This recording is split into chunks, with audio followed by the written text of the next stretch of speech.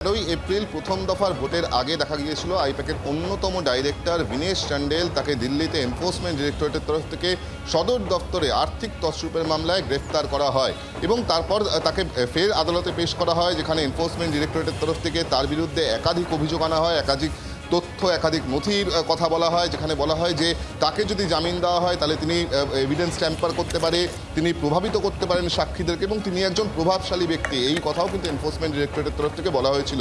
এরপর দ্বিতীয় দফার ভোট মিটে গেল গতকাল এবং তারপরেই যখন আজকের মূলত